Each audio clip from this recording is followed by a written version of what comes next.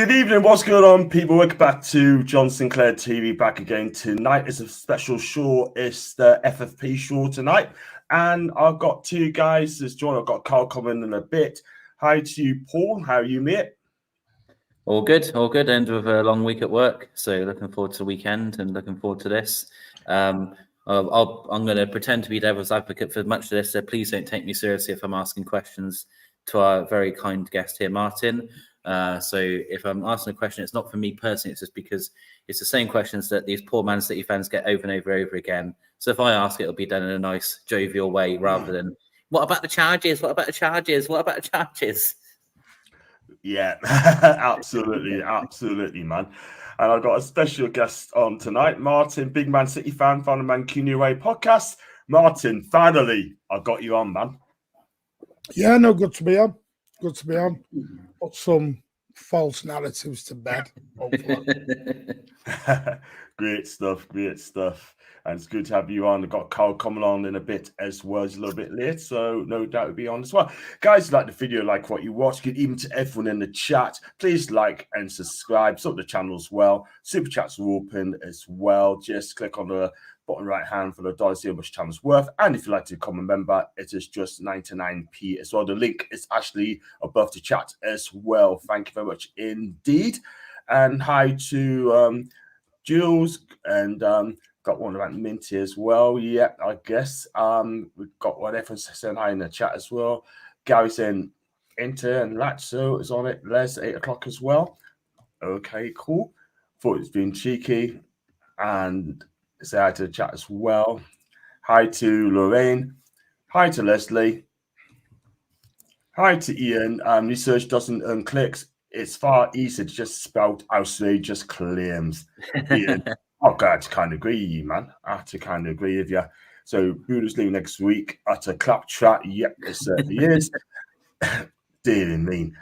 And beings like the buy. It's an FFP show as well. From one cent and from Darren Ill, that wasn't even right. Newcastle we are now selling Isaac Botman next week. What a load of power. But thanks. Trippier going to Bayern Munich on loan. What a load of rubbish. Trollop, isn't it? We're going to comment on it later on. But mainly, it's about FFP. I'll agree with you, Paul, by the way. Sorry about it. You're right. FFP. And the reason I got Martin on, because he wants to spit facts as well. And Martin, there's been a lot of crap being written about Man City, saying that they're going to get relegated, they're going to get a ban, this and that and t'other. Like, you know, all the clip bits I've seen, right, is absolutely rubbish. Absolutely rubbish. It's getting on your nerves. It's frustrating you as well. Just tell us more, man. Well, no, it wasn't. It was just, I'm trying to put it, how far back you go with this. What we don't realise about our actual charges, because all you ever hear is about 115. It's like the biggest number in world football now. Listen, before we start, I am no financial expert. I'm not criminally. I've got a degree in criminology and sociology. That's it. I haven't got any kind of background in that. What I've done is research, proper into the know research. Spoke with people who are actual lawyers, not people who pretend they're lawyers. Obviously, we have Stefan, who does a great job. BSN on Twitter. Anyone go and follow him. The guy actually knows his stuff. Majorly knows his stuff. He's actually worked for the club from 2001 to 2007, was involved in the Taksin Shinawatra takeover when the club didn't have a pot to you-know-what in. I was on the brink of administration. So the guy knows his stuff. The guy knows it. Now, what has happened is the mainstream media have peddled a load of clickbait nonsense out. For example, yesterday, Stefan it was a 30-minute interview on TalkSport, which City fans try and avoid. You know, we listen because sometimes we have no choice. But there was a 30-minute interview. He talked about Nottingham Forest, the Everton situation, and Manchester City. And there was an 11-minute clip played out by TalkSport And the only and there was a question he got asked by it was either Jim White or Simon Jordan, who's another tool, who turns around and says, for some weird reason, what would happen if City get found guilty?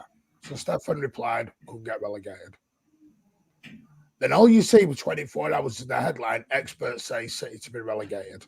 Oh, God. No, that was not what he said, because he followed it up 10 seconds later with the line, I think City will be fine with this.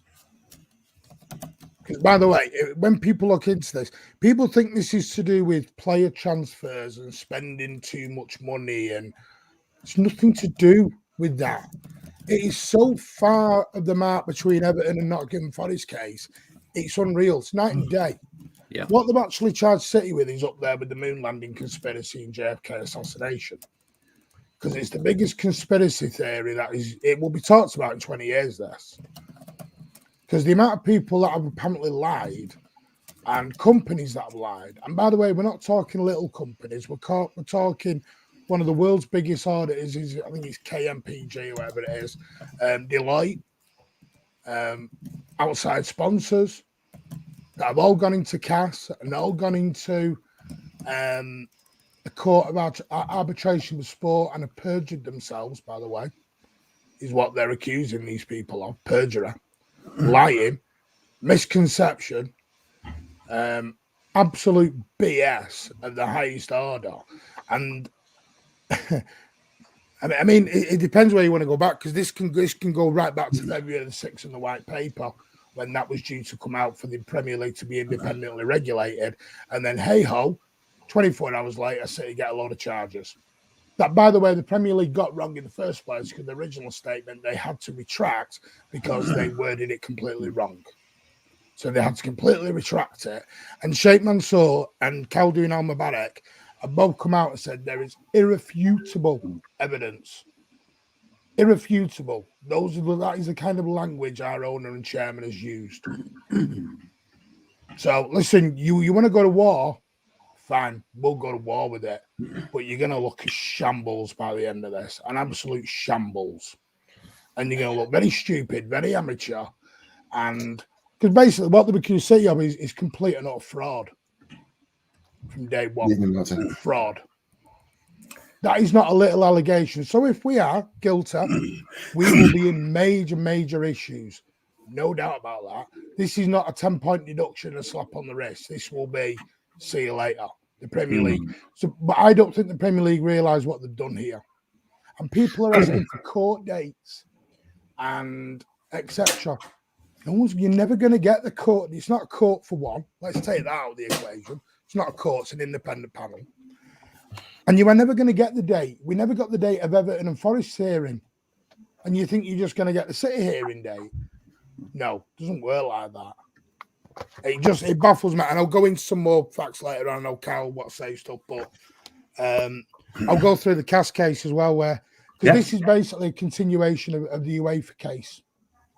Yeah. Basically, but on a bigger scale. Fair enough.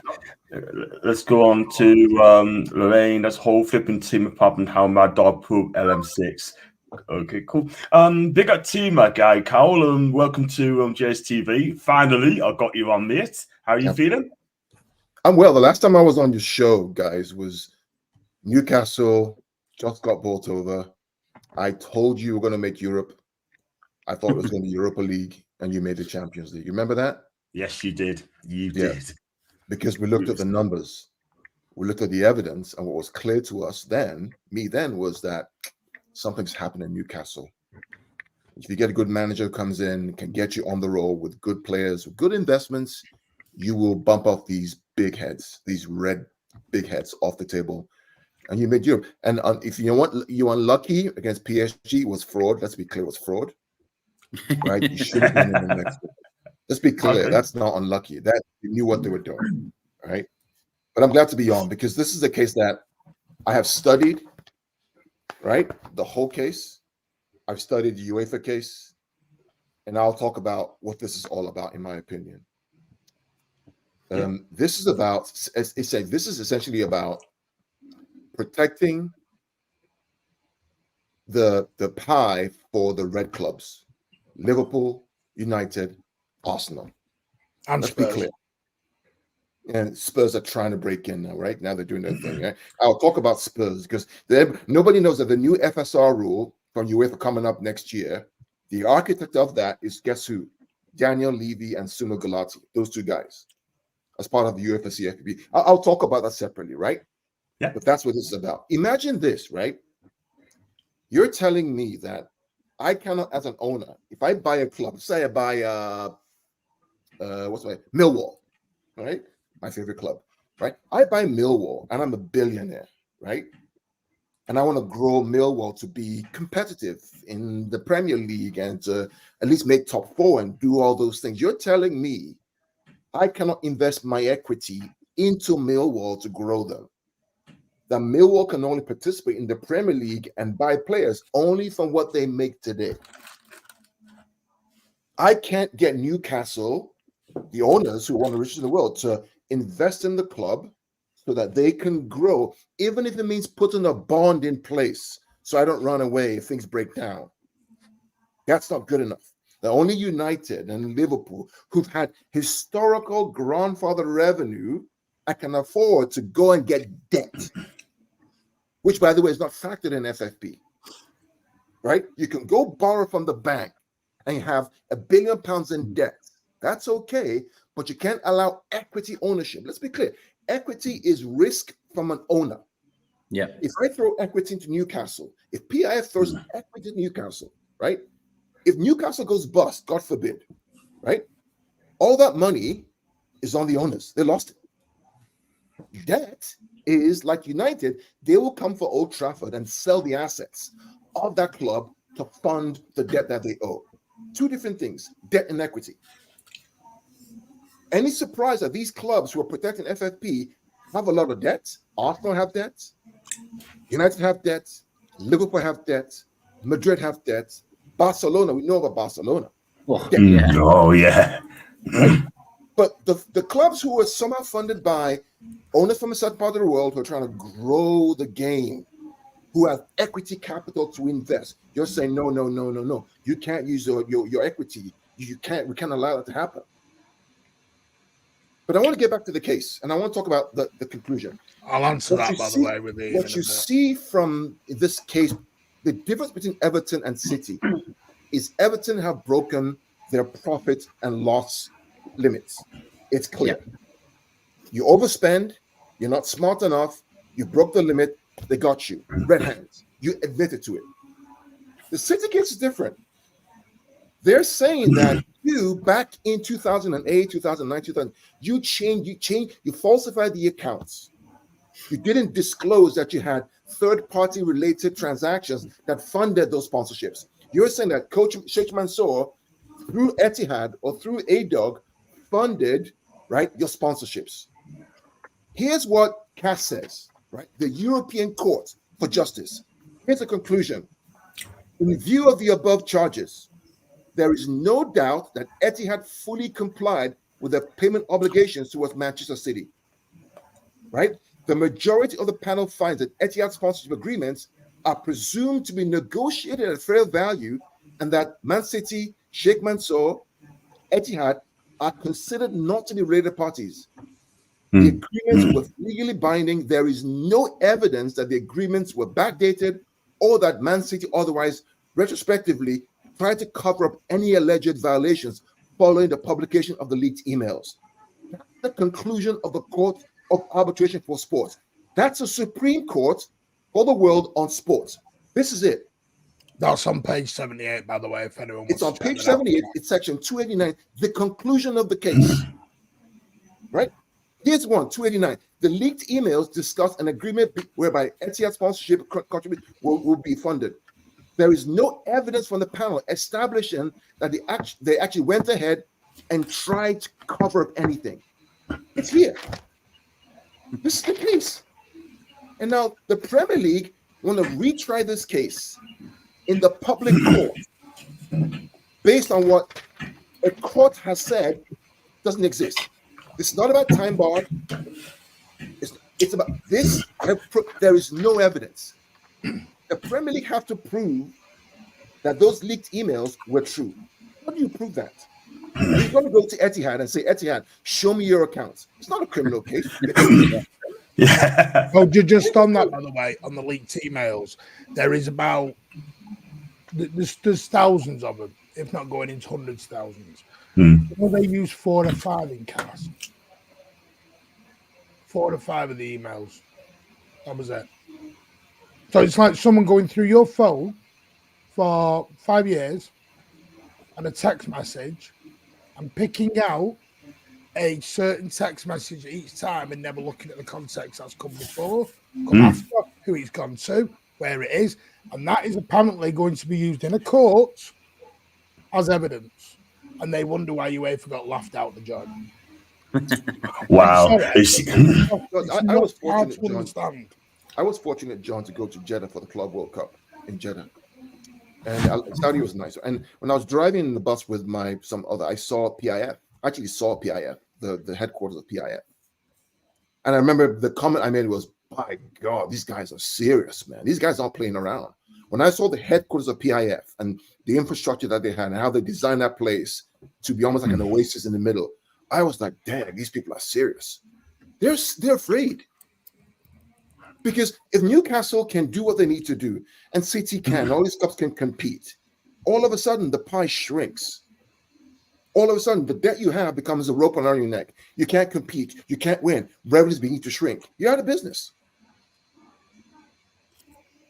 Crazy, isn't it? So while we are being the scapegoat, the reality is that this case has been tried and adjudicated by the courts of law in Europe for sports, and they say here there is no evidence.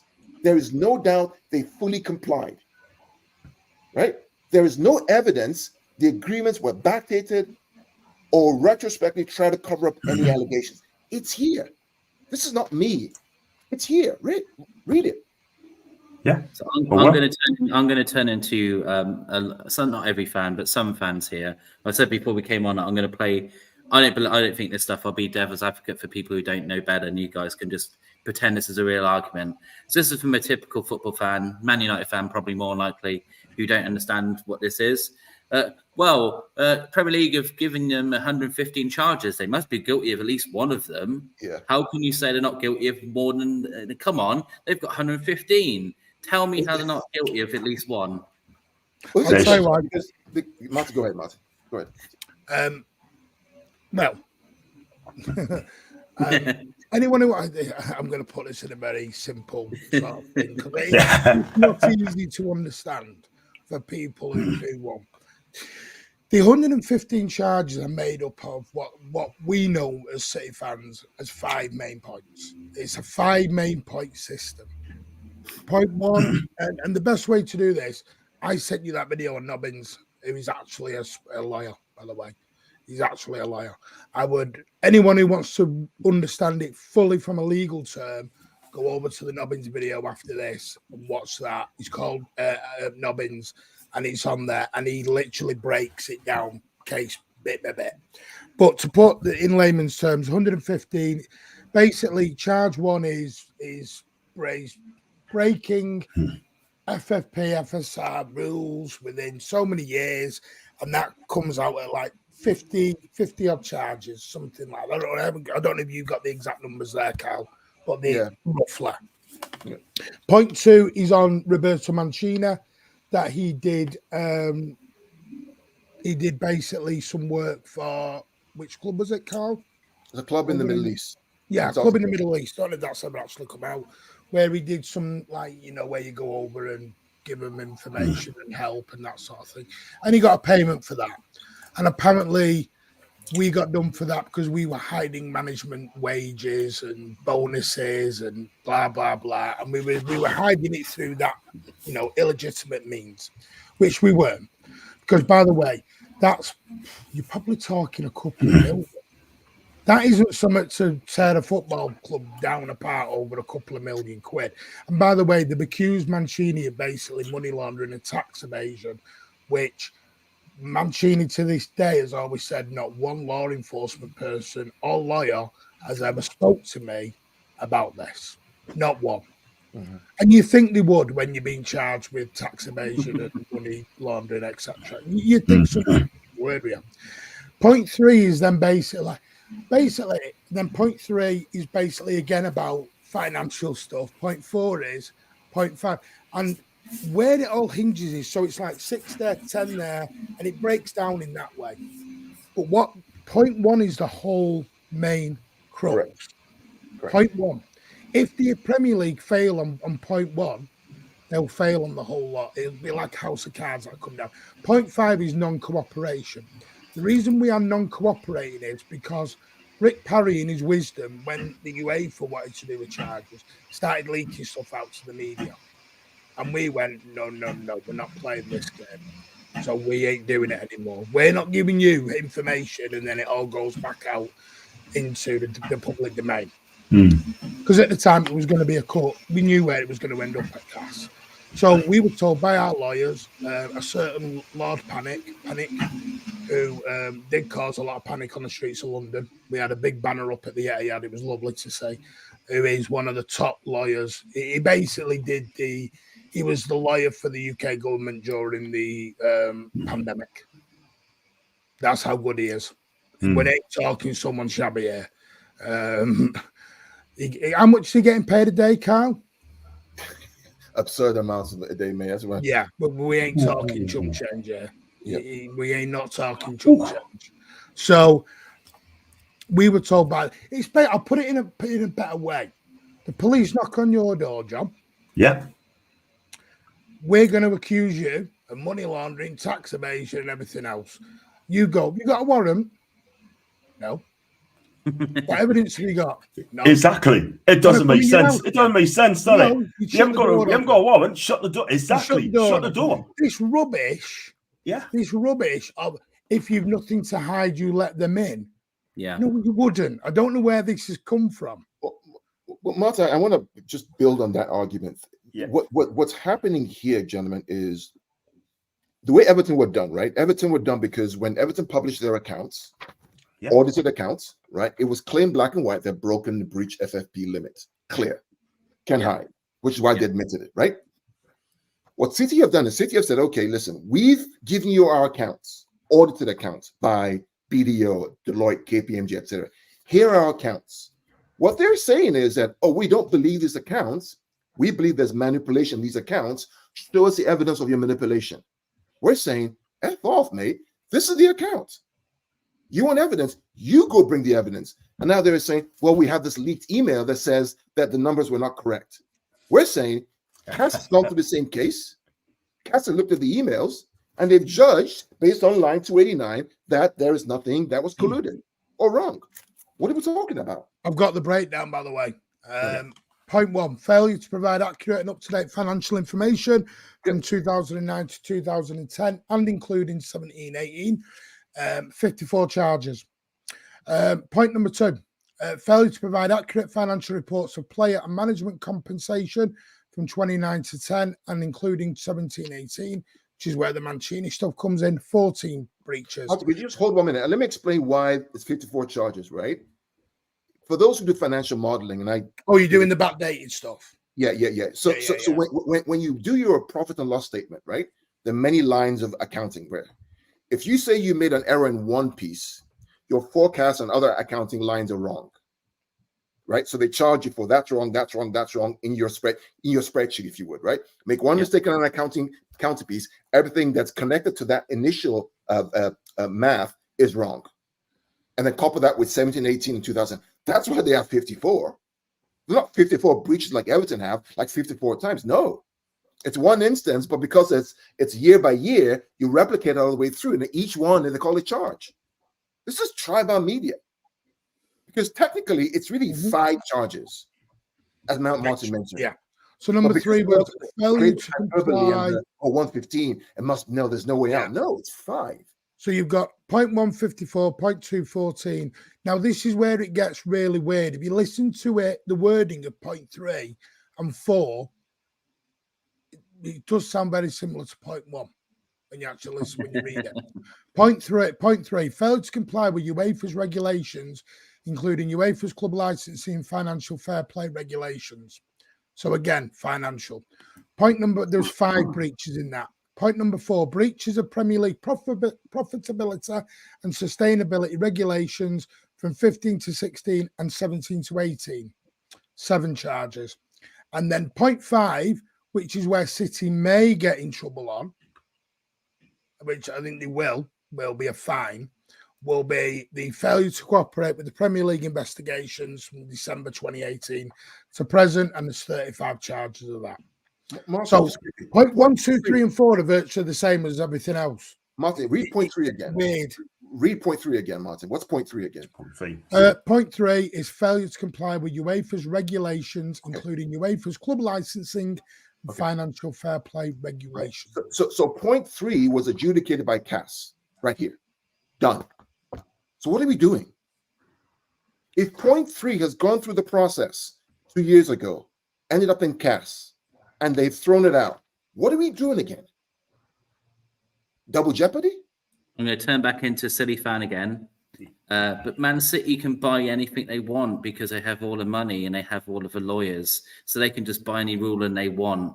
So explain yourself out of that one.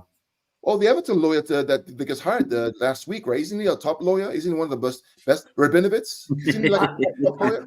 And Notts Forest. Someone said that. Nottingham Forest and Everton have not got like Kinder Bueno, Kinder Egg lawyers. We've not got Kinder Egg lawyers here. This is not what we're talking about here. Guys, go coming for a little bit, yeah. I mean, we'll get back to that in just a bit, yeah. If you've got any questions for Karl and Martin, get those questions in. They're happy to answer any question, and make sure you like the channel, to sub the channel too. Just go through some comments as well. First one, Alan. And I'm sorry if I missed a few out as well. FFP is killing our argument. The supporters of all Premier League should have a say in court or a meeting about FFP. I don't know, that's a fair point. It's as simple as that, which is great. First one, it's not a lot for football. That's from Ian. Always been amused to me how clubs can have £1 billion debt, but be considered to be in a sustainable position. Wow. And Ian's chatted to Alan. Hi to Godfather. Hi to you. And they said this for ages. FFP is protecting the top 6, and they don't want us or anyone else, for that matter, competing against them. That's what I mean. I'll come on to you, Karl. Lorraine's comment right there. She's correct. Because think of this, right? So last year, when I was talking to you about Newcastle, I believe the show that we had was before our game, the 3-3 game at St. James's Park. I remember, right? And I talked about the fact that it was going to be a tight game, and I felt you guys were going to make top 4 or top 6. I said top 6, right? And I was watching Newcastle play, and as the season went on, and you were challenging for top 4, I kept saying to myself, "This is big. This is huge. This is big." And you know why it's big, guys? Because once you crack top 4, it opens up the envelope, right, to you to become a club that has more income, because now you have Champions League money. So what Eddie has done by making top 4 opened up the envelope. Imagine if you didn't have top 4. You're not buying all these players you're trying to get. And all these guys, you don't have the revenue for that. You didn't make Europe last season, you won't be able to spend because your wage to income ratio was so tight. It was about 98 to 100, almost 98% or so. But because now you have Champions League revenue, you have additional revenue over 100 million that you can add to that. That gives you breathing room to be able to buy players, right? Top 6 clubs do not like that. Because now you've taken money off the plate from United, who were dog shit last year. Excuse me. They were. Right? You took money off of Liverpool, and Klopp is complaining that they can't compete. Are you serious, mate? Newcastle have no ceiling. Newcastle have no ceiling. He kept moaning on about. What is he talking about? That guy, seriously, man. This guy's a muppet. He really is. Right? When Klopp says you have no ceiling, that's absolute nonsense. Of course you have a ceiling. If you didn't have a ceiling, you're buying other players right now. You're buying Mbappe, for crying out loud. You can't do that. Why? Because you're trying to grow your revenues to comply with FFP. Are we clear what I'm saying? Oh, just tell that, by the way. They voted for FFP. This is why I did that show, John. Turkey's voting for Christmas. And they never realised what they were voting for. Exactly. They do the research, didn't they? They didn't know what it means. So they say, yeah, let's do it, blah, blah, blah. And they get their fingers burnt. Simple as that. You know, the one thing I will say is fans need to realise, because I've seen this through multiple fan bases, fans need to come out of this idea of the Premier League put rules in place. They do and they don't. The Premier League is a private members club. And people need to, fans don't, I think, realise this. Your clubs vote on the rules. There needs to be more finger pointing going on at owners and chairman and chief execs. So when we do all this, because again, you saw it with your, the Saudi third-party loan situation where it went to the vote. This is why Pep, and this isn't a dig, by the way, this is just fact. This is why Pep always said back a year ago, we'll never forget the 9 clubs. Because Newcastle were one of the 9 who voted for FFP and City against it. But that was under Mike Ashley. I think if it was PIF, you wouldn't have, but you'd have been in our corner at that point because you'd have seen our point of view. You had Ashley, different ownership, different votes go in. There was Wolves, Leicester, United, Liverpool, Tottenham, Chelsea were one, believe it or not. I don't know how Chelsea had the divine right to even go against us on that one. Who else? 6, 7. Burnley were one, and Newcastle. They were the 9. And it was simple fact is because some clubs were pushed. Daniel Levy led all this. I know everyone wants to push on United and Liverpool. They did it, and that's why I sent you that. Now, that letter that everyone said, oh, it's fake. That letter was published in the Daily Mail in 2013. Yeah. So it wasn't fake. It wasn't fake. They saw what was coming over the hill, and they all wanted to get into it very quick and went, oh, City are coming. Because at the time, Newcastle weren't there, but it was City were coming. Now, we got in before the drawbridge went up. They had to stop us somehow. And they thought FFP was going to stop. Now, but we weren't because we were getting the revenue. People on about, well, how come you got Etihad sponsorship? It was already been proved a fair market value because it's very hard to prove a fair market value. Yeah. Because what I'm willing to pay for a shirt might not be the same as what Carl's willing to pay for a shirt. Depends how desperate I am for that shirt. I might pay £20 more than Carl. Am I overpaying? Not in my eyes. So it's a very hard thing to prove fair market value. Absolutely. Very hard. It's a subjective point of view then. John, I want to just piggyback on Newcastle again, right? So that lady's comment earlier on about, what happens this season if you don't make top 4, right? So all of a sudden you're constraining how much you can spend because you don't have the revenue to go to the next level. This is the issue. You got a rich owner with the equity. Let's be clear, not the debt, the equity, right? Which is my money. If I'm PIF, right? My money, my bank account, I can take money from my savings account, my sovereign wealth fund, right? Take that money and invest it in the club, the infrastructure, build it up. Not debt, not from bank, not from Barclays or Citibank or my own money. You're telling me I can't spend that money because there's a limit, there's a cap, there's a ceiling. You must comply with your current revenue stream in order to grow. How do I grow?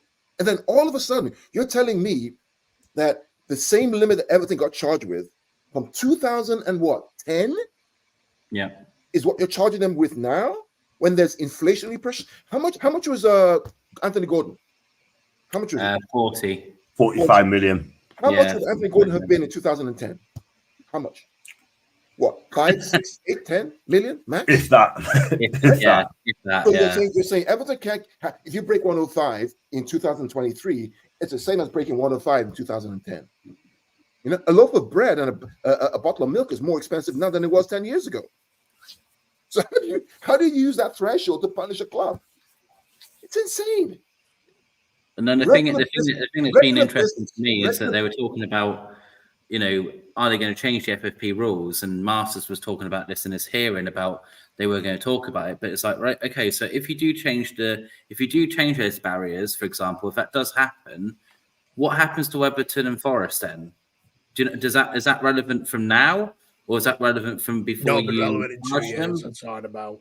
I mean, even this new rule they're talking about with squad that can even still be monopolized back up because if you're in the Champions League, etc., and you get someone's value is going to be higher than you're still going to end up with a monopolized. There has to be some rules. One that I know there has, because if there was no rules, City and Newcastle are just going to go for the next 40 years. It'll be us and you for 40 years and no one else, and then you will see clubs go bust because they'll do a league. Yeah. So there's got to be rules, but they can't have the same level as 10 years ago. Because what I spent on a loaf of bread 10 years ago is not what I'm spending on a loaf of bread right now. Right. No. So how can you have the different loss and equity situation? You can't do it. Correct. And I do like UEFA's new proposals. I think it makes some sense around the rules. So they're saying that, okay, from next season, I believe next season, right, we have this thing called FSR, Financial Sustainability Rule, which says, hey, listen, you need to spend no more than 70% of your wages and amortization costs on right, of your income. So if you have £100, you can't spend more than £70 on wages and amortization costs, right, for next year. Then the year after it goes to 80% and 90%. They're trying to make sure that we have balance with how we spend on salary, which is a good thing, right? We can't be having Erling Haaland or De Bruyne or Bruno Fernandes earning £800,000 a week. It's just not sustainable. The income cannot match that.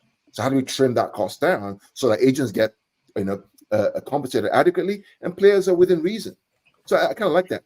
But to just say, here's 105 million, you can't break that, and then if you break it, your doctor points got off you.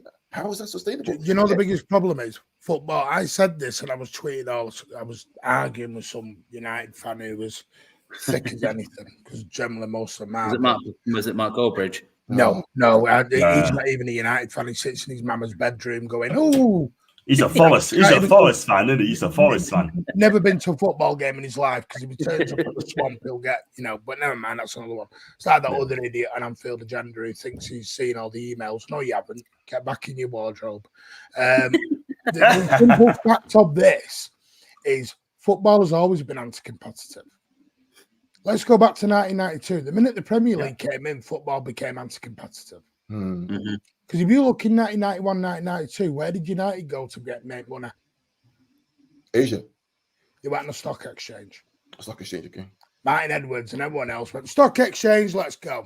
Mm. And if you look at the winners of the Premier League from 1992 onwards, United won the Premier League 8 times out of 11 in the first 11 seasons of the Premier League. Was it a Farmers League then? Blackburn won it because they had a Jack Walker. Yes. Arsenal won it. By the way, yes, Arsenal had thing, but Kroenke got his money through oil, by the way. And I know that's shock horror to everyone. It's like when Arsenal say to me, oil money, like, who are your sponsors? What part of the country are they all from? But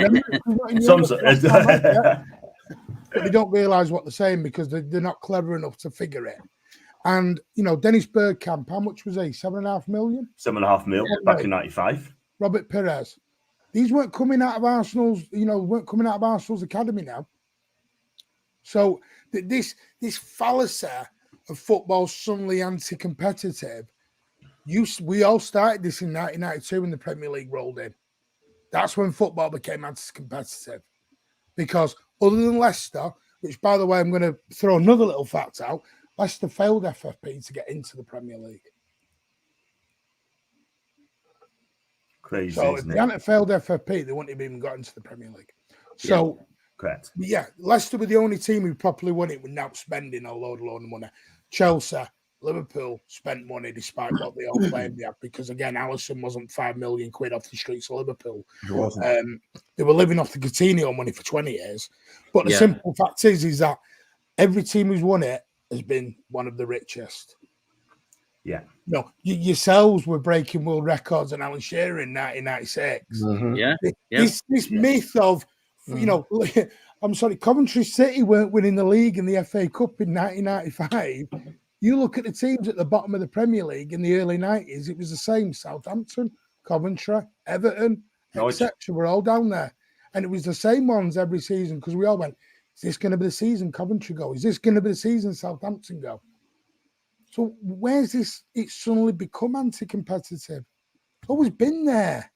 We've just been blind to see it. It's all about the money, Martin. It comes down to money at the end of the day. If you've got the more money, you've got a better chance. If you haven't got the money, then you're going to be fighting relegation every single season. Simple as that. It's all down to money. It's all down to money. And John, this is why they know that Newcastle has the moolah. That's cash, baby. And they know if you unleash that cash, baby, we're in trouble. We ain't seen top 4. It will be City, Newcastle, right? That would be the battle, right? Right? That's what it will be. They know that. But the Premier League don't want us to break this to 6. They don't want to break us to the top 6. This is why it's a closed shop. And you know what? One of these days, right? I think it's next month. They got a meeting trying to get an FFP change. And if that is true, then we have to wait and see. Well, it's a Nobody knows. government thing. They're going to bring in the self. They're going to stop being self-regulated, aren't they? And they're going to bring in the government, where the government actually run the Premier League for them. Which will be interesting to see, because it means the kids are not running the sweet shop anymore. They'll actually have adults in charge of it. Let's go to some comments as well. Thanks for that, guys. Please like and subscribe. Do follow Pitch Points and also Mancunian Way, which is Martin's fantastic channel. I watched it the other day. Absolutely amazing. And to go on to Ian, go for 115 different charges. That's a footballing scandal, to be frank. And back to Ian, the simple question: should mega rich firms just be able to buy football? Wait, well, why shouldn't they? It's a business. I mean, did you stop? Anybody stop PIF from buying shares in Tesla or shares in Citibank or Barclays? It's a business. Facebook or whatever, BP. I mean, I think a lot of fans we live in the past. We're so anchored to the past that we fail to realize that we're in 2023. In 2023, cash rules the world. It's a reality. The laptop I'm using right now is an Apple laptop, right? They're investors who put money into Apple, buy Apple stock. I can guarantee you PIF is one of them. So is Abu Dhabi, right? So if companies from England. This is how the world works. The cheese has moved and people don't realize it. This is the reality. But John, Bayern Munich. People talk about Bayern Munich. Oh, they're so clean.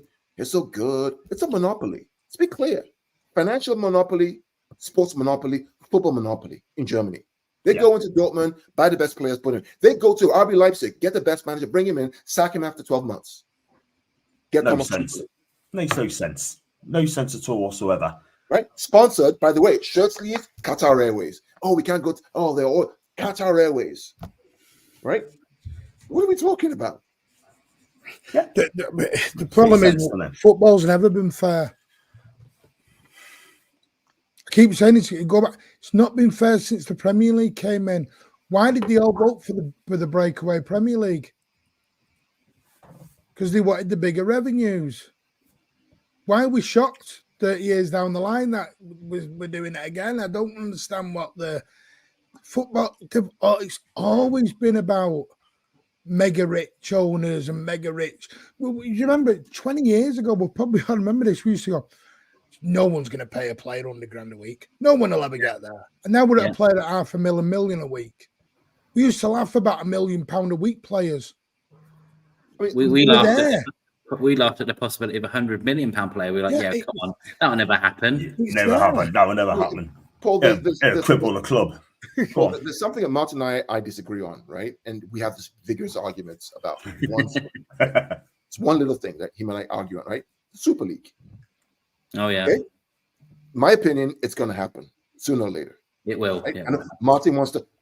It's because of the revenue. Because these guys, they've already tried it once, Martin. No, the reason I tell you what happened now is because they will bring in this independent regulator, which will stop that dead in its tracks. But I'm talking about the idea behind why do they sign up for the Super League? Because of the greed. Because of the greed. The lights flashing, the 100 million sign-on bonus, the 200 million equity investment in each club once you sign up for it. It's the greed.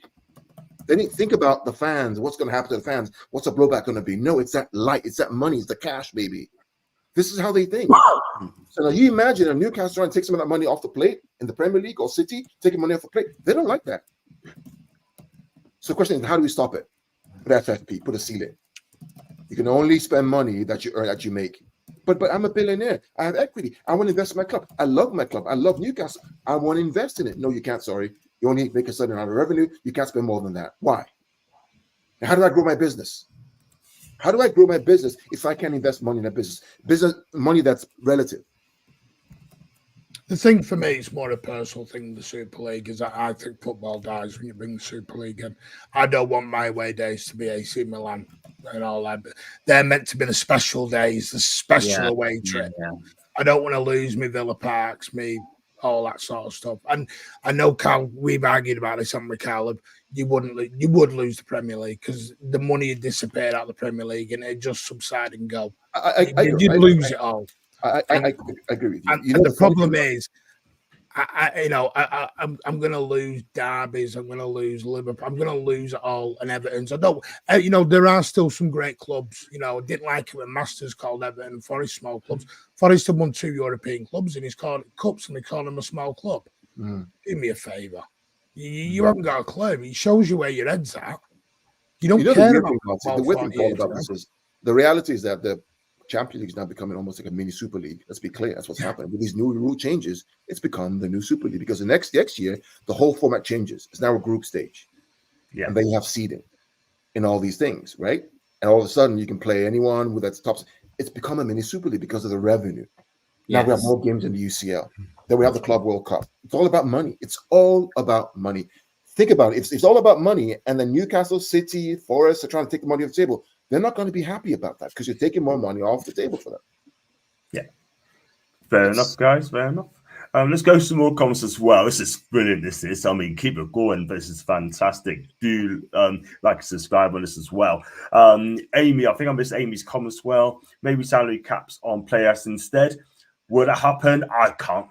That's a fair shout there. That's a brilliant point there. And you got Simon as well. Big up to Simon Clark as well. City fan. Big up to Simon. And Jules, I'm not the NFC or fittings card with FFP. We know it needs overhauling, but I'd rather discuss this adults. That's a fair shout. And let's go on to I think the guys are discussion as adults. Yeah, that's fair enough. Ian's chatting to Simon. Good to hear. Big up to Big Morgan. Hope you're great. Hope you're fine. And don't forget to click the like, share the channel on 2 socials. Help John continue to grow this channel. Thank you very much to Jules. I really appreciate that comment as well. And also, if you'd like to become a member, the link is on top of the chat. Click on that 99p. And that is that. Partisan support is all good. Let's wait till the hearing and find out the truth. In my opinion, City spent more than what was actually coming in and hiding the fat. And that's some good, father. And let's go on to Ian. That's false, by the way. Yeah, I mean, what's the evidence? What we've been charged with. Yeah. Fair enough. It's again, go back to that comment, right? This is what the media has unfortunately spouted on a lot of fans. I would ask if you really are interested in this case, go read the case and the judgment. Just read it. City have been fine with FFP for a very long time. I know I know you're going through your comments, John. I don't want to swab on to put a few things straight. Like someone put about 700 million. Have we done that? City have won trophy after trophy after trophy after trophy for 10 years. Breaking news said when you get money when you win trophies. Yeah. That's the shock horror in everyone's face. You get money, you get more sponsorship. City have won the title 3 times on the bounce. How much money is that? We won FA Cups, we won League Cups. We've gone deep in the Champions League. City have never been out of the Champions League for 11 years. This is the part. I came up to Newcastle for the League Cup game, and you were all really excited because someone said to me, "Why are you not bothered?" And I went, "Because we were told beforehand we were going to the Club World Cup, so we had to knock this competition on the head. It had to go because of the conflicted, because the Premier League weren't going to help us out. Or FIFA. No one was going to help us out on the dates. So we had no choice. So I was suddenly went, I want that Carabao Cup. And I went, would you not rather get into the Champions League for your long-term future? And they went, no, I want the cup. And this is the difficult choice as fans. You want the trophy, 1,000%. But for FFP and the financial side, you need to continuously get in the Champions League. Going in, going out, going in, going out drops your revenue every time. Yeah. And it's like the Bruno scenario. It's great for Bruno. Bruno loves Newcastle, but he's nearly 27. Bruno can't wait 5 years for trophies to suddenly land, and then he's 31, 32 at the end of his career. I agree. I agree on that. He's ambitious. Do you want to be a Harry Kane? Or do you want to be someone who goes and wins the trophies? Doesn't mean he loves Newcastle any less, But it's and this is the thing I've always said. I've been on loads and I think Newcastle and City fans are very similar. It's the patience thing, because in a way you kind of overachieved last season or got ahead where you thought you were going to be. Oh, definitely 2-3 years earlier. But then that set expectations that way with your fan base. Mm-hmm. And now you've leveled off again with injuries and everything else. That's just sad part of football. Mm-hmm. And the trouble is it's going to suffer you financially now. Because of the Champions League, you're going to miss out on. Yeah. And it's that balancing act between, do I want the trophy or do I want the long-term sustainability on my club financially? And it's the balancing act so hard to try and get it. And I wasn't being awful when I said it. That's why I said it. Do you want that or do you want that? Yeah. It's why you see a lot of clubs now going, Arsenal, as long as we get in the top 4, we're happy. Because they know the revenue that comes with that. Yeah. They're putting money in before trophies. Yeah. I want to win trophies. Winning the Carabao Cup, couple of mil, 3 mil. It's not a lot. Not a lot. What did you get for qualifying for the Champions League? You're talking about 30 million minimum, 40 million That's minimum. why Wenger used to say. Wenger used to say all the time, didn't he, that top 4 is a trophy. Yeah. Wenger used to say It shouldn't be. As fans, we're all trophies. Yeah. Trophies all day long. But it doesn't buy you that £100 million player at the end of the season. And Martin, this is why I am, I'm for all English clubs in Europe this season. And I'll explain why I'm all for English clubs in Europe this season. Because of this coefficient thing that's going on right now, which is basically saying, hey, listen, we're going to change the amount of teams that can qualify for the Champions League based on the coefficient for the clubs from the FA. So if English clubs do well in the Champions League or in the Europa League, we get better points, which allows us to have a 5th spot in the Champions League. And 2 in Europa, 1 in Conference. Now we have 8 clubs in Europe, which means we can grow as a collective. Now, why wouldn't the Premier League arrange games so that it favors English clubs so they can do well in these competitions? Don't understand. Maybe because of Newcastle, or because of City, or because United are not there, or because Liverpool are not there. I don't understand it. Well, right? I'm watching how the English teams play because it affects our coefficient for next year. We could get a 5th spot in the UCL. Yeah. In the group stage directly. Sponsorships as well. You look at City's women's team. It's not just Manchester City. We look at the women's team, the academy. We're like Manchester City are the only women's team in the whole country that have their own stadium, ready to roll. We've now got sponsorship on that, the Josie Stadium. Joey.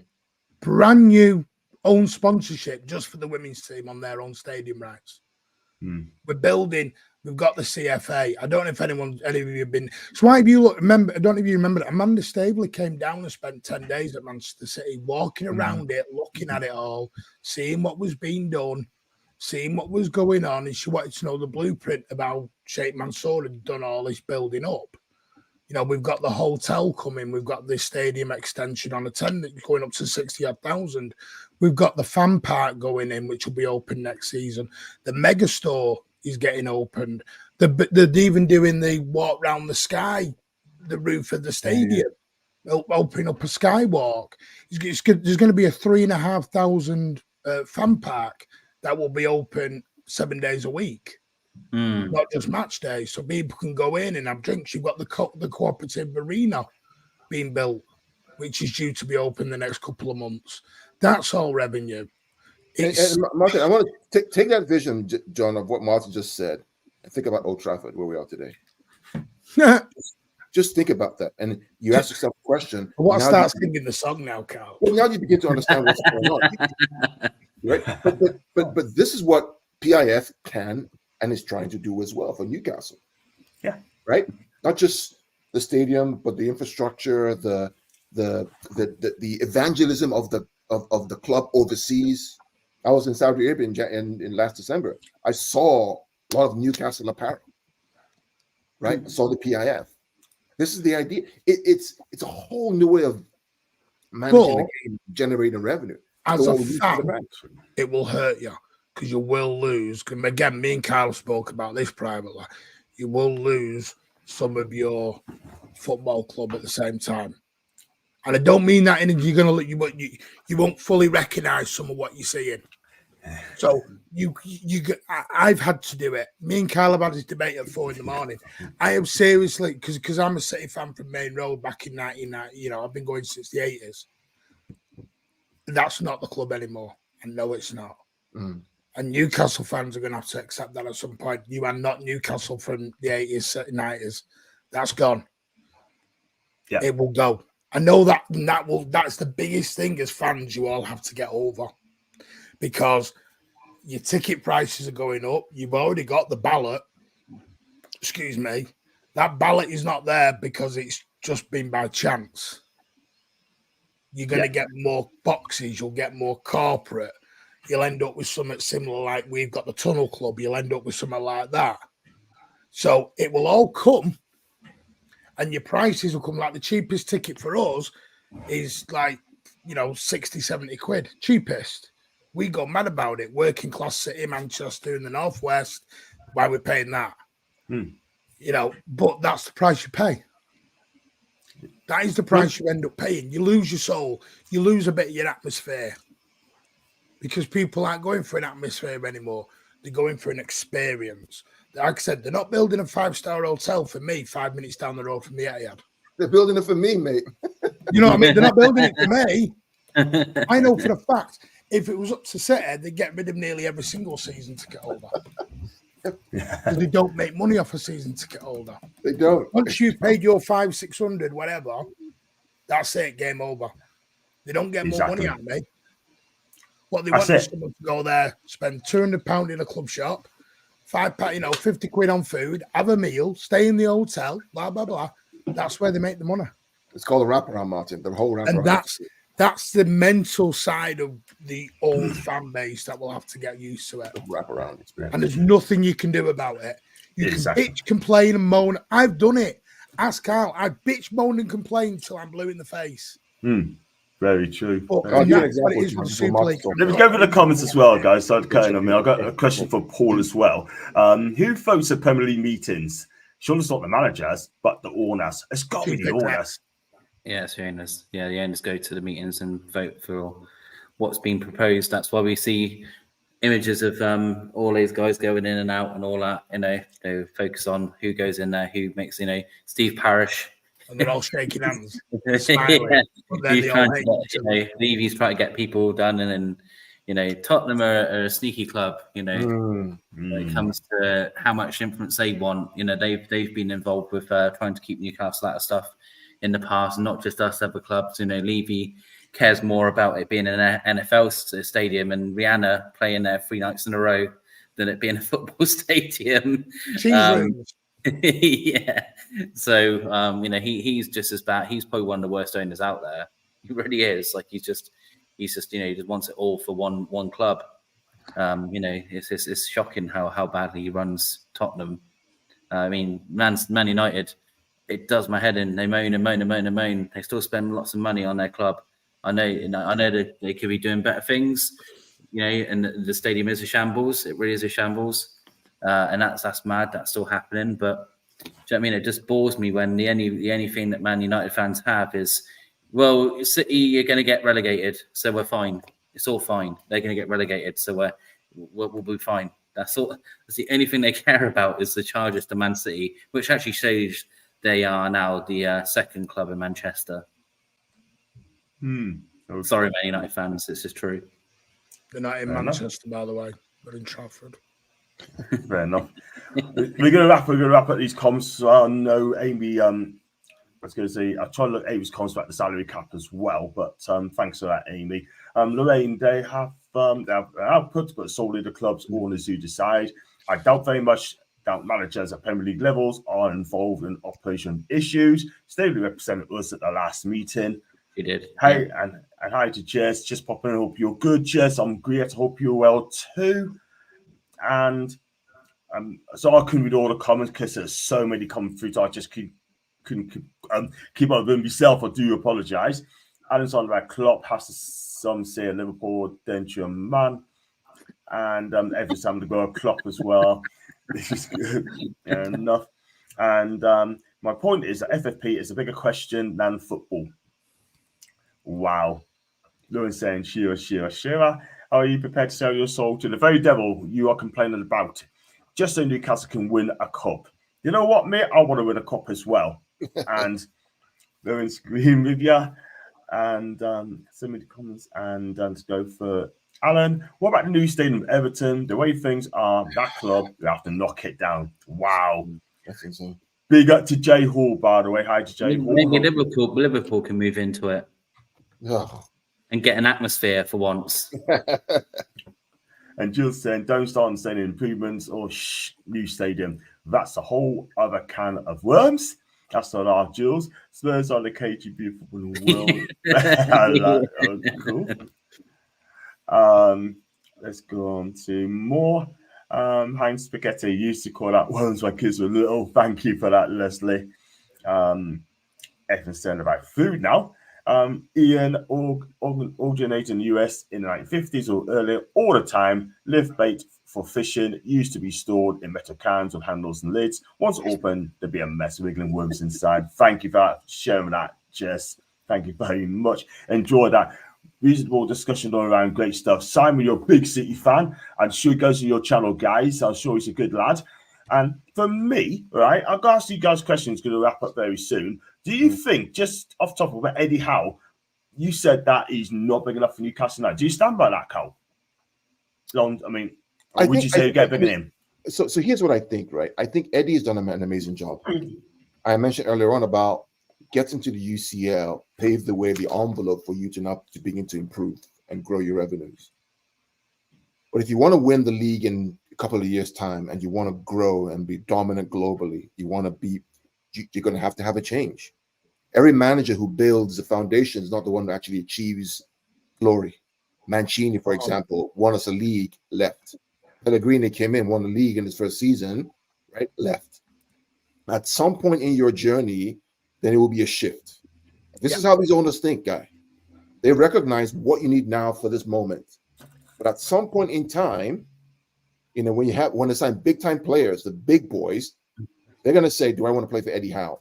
They may not want to, but there will be a shift. When you compete with the top, you have to get a top manager to drive that vision. And it's not just a vision, not just a football, it's a charisma. It's the swag, it's the personality, it's the fact that, oh, he's your manager. Wow. This is the idea. He's a great manager. Don't get me wrong. He's a good manager. It's taking you to unbelievable heights. But in a couple of years' time, I think he moves on and you get somebody better than him. Yeah. And that isn't being disrespectful. There's levels. And that isn't being disrespectful. You gotta remember, you've got billionaire owners. Billionaires are ruthless.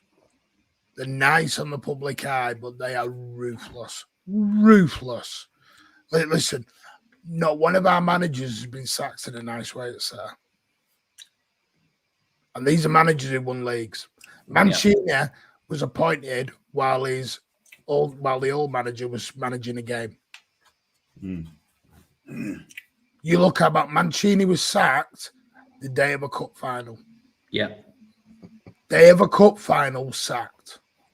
Pellegrini knew he was gone going into a press conference, and Pep was announced 2 hours later. That's right. Yeah. Pellegrini and Mancini won leagues and doubles. Mm-hmm. It's not about, you've got to look at Eddie Howe, totally with Karl, top manager. Can he attract top players though? For example, Kylian Mbappe. There's levels when you are going to shift on your players. Mm-hmm. I know you've got Longstaff and all them right now and you love them. 10 years' time, you will not be going, oh, I remember Longstaff, he was brilliant. Mm-hmm. You will even go up a level from Bruno. Mm-hmm.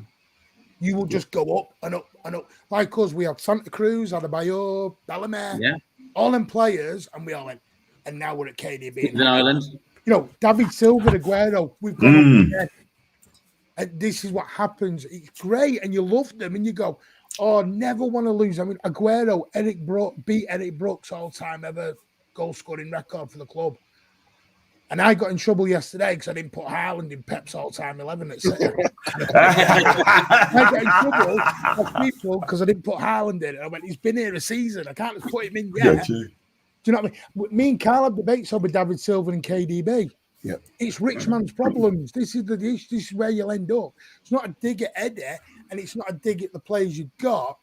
It's natural progression. Yeah. Because you are not going to be wanting, even Isak, great player. You are going to want to go better than Isak, though.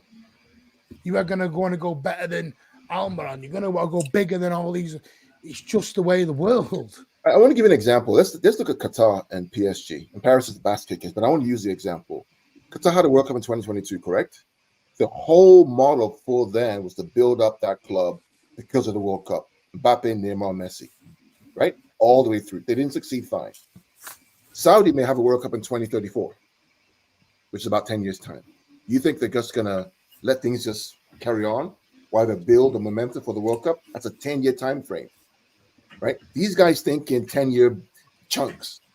There's a plan. Eddie, I think, is great, but John Paul, I think in a couple of years' time, you're going to get a better manager and better players. I think that comment's spot on, John. And who would that manager be, though? Who do you think should place Eddie Howe in? If you think that we need a better manager, I get in trouble. Excuse me. I've told you mine on the comment section. Alan Pardew. I don't think Mancini going to Saudi Arabian internationals was a coincidence. Yeah. Who hired Mancini? our owners, obviously, gotta be. Job interview straight away. So Martin honestly, and it's not because I'm trying to be clever. It's you connect the dots because you've been down the road. It's like we all knew that Pep was coming in. It was a matter of when, not if. And we knew it. Bayern knew it was. Bayern was the stopgap between Barca and us.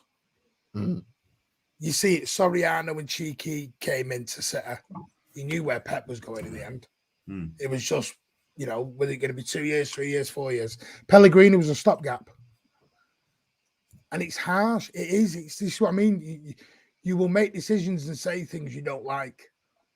I've done it so many times and I hate it. And I'm like, oh. And you end up having to roll with it. That's the thing. That is the thing. I mean, I don't think Edge's going to be here at Newcastle forever. I love him. But if you want to progress, then I think he's going to get another season, in my opinion, out of it as well, being unlucky with injuries this season. But I think he's going to get another goal. But he needs to get some top four. Can I just say, I know you want to wrap, John. Can I just say one thing? I don't know if you've seen it I don't know if you've seen it, Carl, by our good old friend Nick Harris today. Who was come out it with was Ferguson, Gary's Ferguson. Go on, Carl. He's come out saying, if you're a farmer, he's tweeted this, if you're a former Manchester City or CFG employee who wants to add to the growing band of disillusioned folk who want to share stories of what really happened since 2010, please get in touch. You'll be 100% protected as a source. Thanks to those who've helped so far. Brilliant That's where stuff. we're at. Nick Harris and Miguel Delaney are rally calling former employees to come and give evidence. Wow. Which tells you there's a problem. This is where we're at in the world. Yeah. Which tells you, John, there's a problem. If you That's have a to problem. rally people for to come and give evidence, there's a problem, which is you have nothing. And he knows that. Delaney's a plant, mate. He's got a bee in the bonnet about us as well, moaning on about Saudi Arabia. You got Talk Sport moaning on about Saudi Arabia. And then the biggest thing that I found the funniest ever is that they were moaning on about us and selling our souls and stuff. And then they were like, come to us. We've got Anthony Joshua versus whoever who was boxing in Saudi Arabia live on Talk Sport. And it's like, you idiots. You can't pull the whole like we're holier than now and then go, but we're going. That's incredible. Like you can't do it. Yeah. Craziness and absolutely ridiculous. Go back to quickly on Scott's question. I missed it. I do apologize, man. I have lost it. It's just a question. If I could find, I think we lost it. Sorry, Scott. Yeah, there you go. Quick question: have you started to bring in quality players in the academy, or is that still a work in progress? Still want to know, Scott. By the way, big Leicester fan. Martin, is that to you or to us? Yeah, no, for you. We've always got quality players in our academy. What we do is This is where City. This is how City get or not around. This is why City comply with FFP. Yes, we spend 200 million most summers, but we sell about 150 million of academy players each summer, plus the occasional 1 or 2 squad players as well. Yeah. James Trafford never kicks a ball for City, 20 million. Carlos Borges never kicks a ball for first team, 20 million. Cole Palmer on the fringes, nearly 50 million. So and then what we've done is we've bought one of Emil Heskey's sons is at Setter.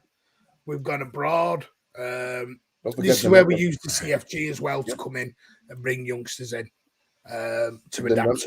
Then the Metro brothers out in Germany, both of them gone. It's eventually that's where I think Newcastle will go into a multi-club model, and they'll start scouting those networks and everything else. Yeah. Fair shot, guys. Going to go through this call. It's going to wrap up the show. We get cleared off this end, and then Newcastle get this because the Red Cartel be jealous of your club. And Jermaine, thank you so much for the comment, man, and welcome to the channel as well. Big City fan, I believe, as well. And yeah, I totally agree. And also, she added, Nick Harris and Miguel Delaney are bellends. Paul, you like to be happy with that one as well. Thank you, Jules, as well. There's no lies in that comment. There's no lies being told there. Only facts. Only facts. It's facts. It's facts. Why is Luton allowed the same amount of losses as, say, Liverpool when there's such a gulf in income? That is odd. This is a very good point, Ian. That's a very good question, my guy. Seriously, I mean, it doesn't make odds any sense at all, doesn't it? Ridiculous. Oh, dear. Take care to you, Chess, as well. I appreciate you coming in. Thank you very much indeed for that. And I thought our scouts only watch Bournemouth games. By the way, Bournemouth beats our youngins the other night, 5-0. That is embarrassing. So, right, I'm going to wrap up the show there because it's a long one as well. And thanks so much for the chat as well. It's been a great show tonight. I mean, one of the best I've done for a long, long time. And thank you for Martin and Carl for coming on as well. But before we go, I have you guys backstage. What you got coming up on your show, Martin? And where can we find you? At Horsey City on Twitter, or X as it's called, and the Mancunian Way on YouTube. We did a show last night, came off FFP. We generally live 4 or 5 times a week, but I'll go on all sorts of channels at the moment. But yeah, no, it's fun. We've got a show build up to Tottenham and competitions where we're giving away a treble winning medal that we all got given. That's been given away, and vouchers for the club shop and all things like that. So loads of stuff coming up. Fantastic stuff, mate. And the links in the description as well as at Horse City as well. And big up to Carl as well. Looking good as always. You speak facts. That's why I've got you guys on tonight. So where can you find you? What you got come up on your show, mate? You can find me at Pitch Points on YouTube, Twitter at Gundalorian. So think about Gundawan, the Mandalorian, Gundalorian. That's where you find me. I can be rough around the edges sometimes. I defend my club. I try to defend common sense. I defend clubs who are trying to do the right thing. You can find me at the Mancunian Way as well. I'm always there on Spaces. I'm also on True City Fan as well. But I'm around. You can't miss me. Fantastic. And if you say anything crap, they be on your case as well because they speak facts as well. I don't mind at all. And like I said, if I say anything and I don't know, you just tell us that we put us right. We don't mind at all. And Paul, I know you didn't get a word in edgeways tonight, unfortunately. I mean, did you enjoy the show tonight? Did you take it all in? I know it's a top big thing, but what do you think? Well, that's why we had him on, John. We wanted people on who know, this is the reason we invited them on, because we want people, I don't know in the sense sometimes out. I'm not a Man City fan. So I think it's good, we didn't talk a lot, but that was kind of the point of the show, that we wanted these guys to come on. Like I said, I was acting as a pretend fan who just says, oh, what about the Chargers? What about this? Because that's all Man City fans get. Yeah. And it annoys me because whenever I hear it, I think, shut up. And I think, I'm not even a Man City fan. I get annoyed at it. Imagine being a fan. Being a fan of Newcastle, you get, glory hunter, are you? And it's like, Yeah, there's two relegation seasons, and us being stuck in 10th with That's what 11 Karl injuries. gets. All the That's time. not me. But no, it's been really good to get like some proper insight and some proper intelligent answers to some of the questions that are out there, because this is what it is. The Premier League just seem to stumble everything they get and get it wrong. And Richard Masters is one of the most idiotic people I've ever seen in a chief executive role, calling clubs big and small publicly is one of the biggest shambles of his career. I can't believe he even had that wording come out of his mouth. It just shows you what he thinks of club, what they think of clubs.